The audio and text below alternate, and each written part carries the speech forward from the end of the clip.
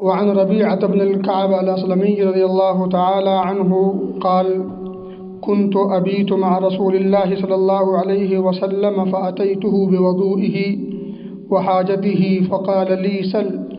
فقلت: أسألك مرافقتك في الجنة. قال: أو غير ذلك؟ قلت: هو ذاك. قال: فأعني على نفسك بكثرة السجود. رواہ مسلم۔ بھائیو، دوستو اور عزیز ساتھیو، اللہ رب العزت نے یہ ساری کائنات ہمارے لیے سجائی اور ہمیں اپنی عبادت اور بندگی کے لیے پیدا کیا۔ یہ ایک ایسی مسلمہ حقیقت ہے جو کسی سے مخفی نہیں ہے۔ ہم میں کا ہر شخص اس بات کو اچھی طرح سے جانتا ہے کہ اللہ رب العزت نے یہ ساری نعمتیں اپنے فضل و کرم اور اپنی رحمت سے ہمیں عطا کی ہیں، اور اتنا کچھ دینے کے بعد ہم سے صرف ایک چیز کا مطالبہ ہے، اور وہ ہے عبادت و بندگی اور اطاعت۔ بس یہ دنیا میں بھیجے جانے کا مقصد اصلی ہے۔ سب سے اہم اور بنیادی جو مقصد ہے، اس مقصد سے ہم غافل ہیں۔ اب آپ اور ہم سوچیں کہ جو قوم، جو جماعت، جو فرد اپنے مقصد اصلی سے غافل ہو، وہ کامیابی اور کامرانی کیسے پا سکتا ہے؟ سوال ہی نہیں پیدا ہوتا۔ مقصد اصلی ہی سے غافل ہو، بھولا ہوا ہو اہم سبق، اور پھر وہ کامیاب ہو، ایسا نہیں ہو سکتا۔ میرے بھائیوں، اگر یقیناً آپ مقصد اصلی کو سامنے رکھ کر زندگی گزارنا شروع کر دیں، عزت و سرخروئی ہمارا مقدر۔ ہمیں اپنے آپ پر غور کرنا ہے۔ جب تک ہم اپنی حقیقت کو نہیں سمجھیں گے، تب تک دوسرے حقائق ہمارے سامنے نہیں کھل کے آ سکتے ہیں۔ میرے بھائی دوستو، میں آج آپ کو ایک واقعہ سناتا ہوں۔ بہت بڑی خوشخبری ہے۔ کاش اس واقعے سے ہم سبق لے سکیں، اللہ ہمیں توفیق دے۔ میرے بھائیو دوستو، صحابی رسول ہیں ربیعہ بن کعب اسلمی رضی اللہ تعالیٰ عنہ۔ ان کی کنیت ہے ابو فراس، اور یہ قبیلہ اسلم کے ایک فرد ہیں، اور یہ اصحاب صفہ میں سے بھی ہیں۔ آپ کو پتہ ہے نبی اکرم صلی اللہ علیہ وسلم نے مدینہ کے اندر مسجد نبوی کے سامنے جو صحن تھا، وہاں آپ صحابہ کرام کو پڑھایا کرتے تھے۔ گویا کہ اسلام کی پہلی یونیورسٹی، پہلا جامعہ، پہلا مدرسہ اور مکتب، اور اس کے سب سے پہلے معلم اور مربی اور مرشد نبی پاک صلی اللہ علیہ وسلم۔ اور میں بتا دوں آپ کو کہ اصحاب صفہ میں صرف چھوٹے نہیں پڑھتے تھے، بڑے بھی پڑھتے تھے۔ معلم اور مربی اگر عمر میں چھوٹا ہو تو اس سے علم حاصل کرتے ہوئے شرمانا نہیں چاہیے، اور یہ تو ذہن سے نکال دیں کہ علم کی کوئی عمر ہوتی ہے۔ علم سیکھنے کی کوئی عمر نہیں ہوتی۔ روپیہ پیسہ کمانے کی عمر نہیں ہوتی، تو پھر علم سیکھنے کے لیے عمر کی تحدید ہم کریں گے؟ ذرا سوچیں، اگر روپیہ پیسہ اور دنیا اور روپیہ پیسہ مال دولت کمانے کے لیے عمر کی کوئی تحدید نہیں، تو علم کے حصول کے لیے تحدید کیوں؟ اور یہ الٹی سوچ ہے، بالکل تحدید نہیں ہے۔ میرے بھائی دوستو، یہ اصحاب صفہ میں سے تھے، اور یہ مدینہ کے باسی تھے، مدینہ کے باشندے تھے یہ۔ اور میں آپ کو بتا دوں کہ یہ نبی پاک صلی اللہ علیہ وسلم کے خادم خاص تھے۔ ویسے تو سارے صحابہ آپ کے خادم تھے، لیکن کچھ خاص خادم تھے۔ ان میں سے ربیعہ بن کعب الاسلمی رضی اللہ تعالی عنہ ہیں۔ یہ سفر میں بھی آپ کے ساتھ ہوتے تھے، حضر میں بھی آپ کے ساتھ ہوتے تھے۔ فرماتے ہیں کہ ایک دن نبی اکرم صلی اللہ علیہ وسلم نے خوش ہو کر کے مجھ سے کہا: سل، ربیعہ کچھ مانگو، کچھ سوال کرو، کیا چاہیے؟ معلوم ہوتا ہے کہ بڑوں کی جب خدمت کی جائے تو چھوٹوں پر شفقت کرنی چاہیے، اور شفقت کی ظاہری شکل کچھ مادی شکل بھی ہونی چاہیے، کچھ ہدیہ، تحفہ، گفٹ وغیرہ بھی ہونا چاہیے۔ جو لوگ خدمت لیں، خادموں کے ساتھ لین دین کا بھی رویہ رکھیں، خالی نذرانے نہ بٹو رہے ہیں، ان کو خود اپنے پاس سے دیں۔ آپ نے کہا سل ربیہ کچھ مانگو، یہ رویہ ہمارے پیروں کا نہیں ہے۔ دونوں ہاتھ سے ہم بٹورتے ہیں۔ نبی پاک نے کیا فرمایا؟ سل مانگو، کیا مانگنا چاہتے ہو؟ قربان جائیے ربیہ پر۔ ہم اور آپ جیسا کوئی خادم ہوتا تو کیا مانگتا؟ 2-4 مرلے زمین ہی مانگتا، کچھ بلڈنگ اور بنگلے مانگ لیتا، کچھ بینک بیلنس کی، اور کیا مانگتا ہم جیسا آدمی؟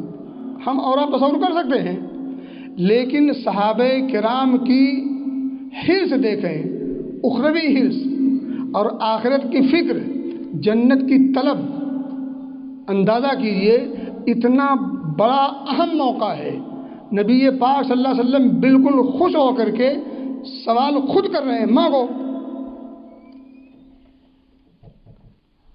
اور مانگنے والا کیا مانگتا ہے؟ اسألک مرافقتک فی الجنہ۔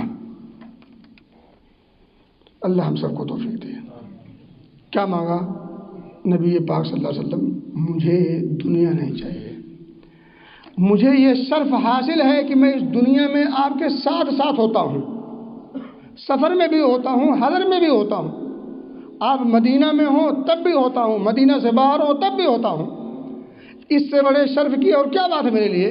مجھے دنیا نہیں چاہیے۔ میں چاہتا ہوں کہ جو شرف مجھے اس دنیا میں ملا ہے، میں جنت میں بھی ہوں تو آپ کے ساتھ ہوں۔ دنیا پر سوچے گا یہ کیا مانگ لیا، لیکن عقل مندوں کی ٹولی سوچنے پر مجبور ہوگی، کیا نہیں مانگ لیا؟ سب کچھ مانگ لیا، اب اس کے بعد کچھ بچتا نہیں۔ آپ جنت میں ہوں اور جنت میں نبی پاک صلی اللہ علیہ وسلم کے ساتھ ہوں، کیا چاہیے اور اب کچھ بچا ہے؟ کہنے کی بات یہ، اتنی عظیم ہستی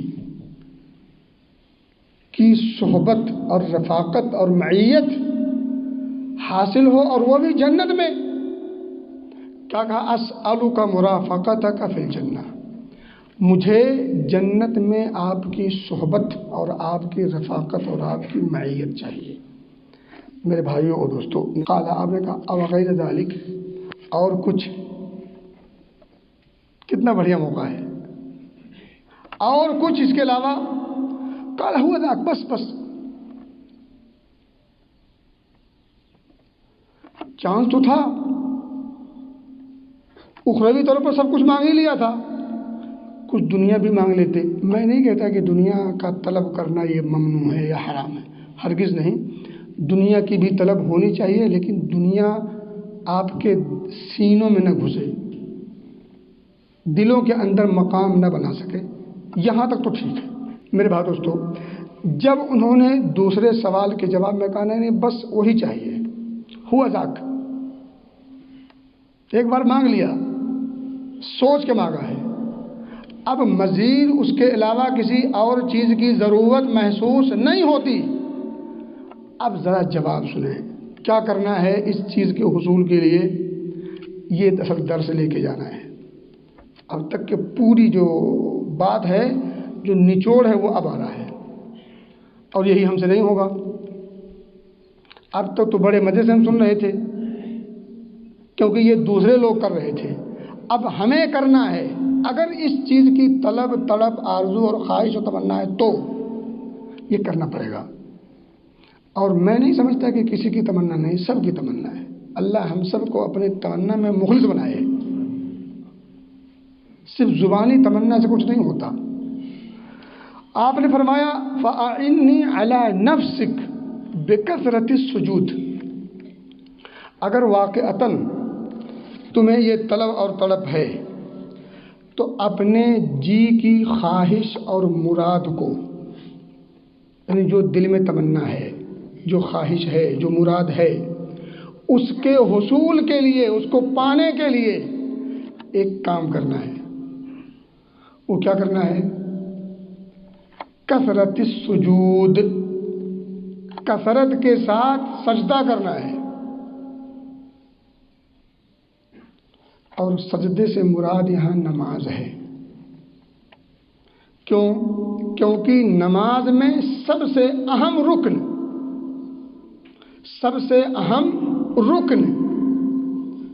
سجدہ ہے۔ تمام عبادات میں سب سے اہم عبادت نماز ہے، اور نماز میں سب سے اہم رکن اور کیفیت سجدہ ہے۔ حدیث میں آتا ہے کہ جب بندہ سجدے میں ہوتا ہے تو وہ رب سے سب سے زیادہ قریب ہوتا ہے، اور جب وہ رب سے زیادہ قریب ہوتا ہے تو نبی اکرم صلی اللہ علیہ وسلم نے ابھارا ہے، ترغیب دی ہے، فَقَمِنٌ أَن يُسْتَجَابَ لَكُمْ، بہت ممکن ہے کہ دعا قبول ہو جائے، فَأَكْثِرُوا الدُّعَاء۔ تو پھر ایسے موقع پر، ایسی گھڑی میں کثرت کے ساتھ دعا کرو۔ سجدے کی اہمیت، بہرحال میرے بھائی دوستو، اگر یہ تمنا ہے تو کثرت سجود ضروری ہے۔ کثرت سجود سے مراد کثرت نماز ہے، اور کثرت نماز سے مراد یہاں فرائض نہیں ہے، نوافل ہے، کیونکہ جو فرائض ہیں وہ فکس ہیں، اس میں نہ کمی کر سکتے نہ زیادتی کر سکتے، تو اس میں کثرت کیا مانا؟ فرائض فکس ہیں، 4 3 2 جو بھی ہے، جو فرائض ہیں وہ فکس ہیں، اس میں نہ کمی کی جا سکتی نہ زیادتی کی جا سکتی۔ کمی اور زیادتی کہاں ہو سکتی ہے؟ نوافل میں۔ آپ 2 پڑھ لیں، 4 پڑھ لیں، 6 پڑھ لیں، 8 پڑھ لیں، جتنا زیادہ پڑھیں گے اتنا زیادہ آپ کی مراد پوری ہونے کے چانس زیادہ ہوں گے۔ میرے بھائیو اور دوستو، کثرت سجود یہ اللہ رب العزت کی قربت کا بہترین ذریعہ ہے۔ اگر آپ چاہتے ہیں کہ اللہ سے قریب ہو جائیں، جنت میں نبی اکرم صلی اللہ علیہ وسلم کی معیت اور رفاقت حاصل اور نصیب ہو، یہ سعادت میسر ہو، تو پھر نوافل کا اہتمام بکثرت ہونا چاہیے۔ اب آپ یہیں ایک نقطہ اور غور کر لیں، یہ نوافل کون پڑھے گا؟ جو جمعہ پڑھیں گے؟ یہ نوافل کون پڑھے گا؟ جو 3 وقت کی نماز پڑھیں گے؟ یہ نوافل کون پڑھے گا؟ جو نماز نہیں پڑھیں گے؟ یہ نوافل اگر پڑھنے پہ آیا کوئی شخص تو یہ وہ شخص ہوگا جو فرائض کا اہتمام کر رہا ہو۔ جس کے ہاں فرائض کا اہتمام نہیں، وہ نوافل کے اہتمام کی سوچ کیسے سکتا ہے؟ ڈیوٹی کے بعد اوور ٹائم ہوتا ہے، یہ تو آپ بھی جانتے ہیں۔ جو ڈیوٹی نہیں کرتے وہ اوور ٹائم نہیں کرتے، ان کو اوور ٹائم نہیں ملتا۔ اوور ٹائم کرنے کا موقع یا یہ سعادت اسے نصیب ہوتی ہے جو ڈیوٹیاں کرتے ہوں۔ میرے بھائیو دوستو، جسے نماز کے فرائض کے اہتمام کی توفیق نہ مل سکی، وہ نوافل کے اہتمام کی توفیق نہیں پا سکتا۔ اور غالباً امام غزالی رحمۃ اللہ علیہ کہتے ہیں کہ کوئی شخص یہ نہ کہے کہ میں نماز نہیں پڑھتا، نماز پڑھنے کی موقع نہیں ملتا، نماز کی توفیق نہیں ملی، بلکہ وہ یہ کہے کہ میں کتنا بڑا بد نصیب ہوں، کتنا بڑا بدقسمت ہوں کہ اللہ نے مجھے اپنے دربار میں حاضری کی کے لائق نہیں سمجھا۔ یہ دربار الہی ہے، مسجدیں دربار الہی ہیں۔ ہر دربار میں وہی لوگ آتے ہیں جو اس کے اپنے ہوتے ہیں۔ ہر شخص اپنے گھر میں اسی کو بلاتا ہے دعوت پر، یا یوں ہی جس کو وہ چاہتا ہے۔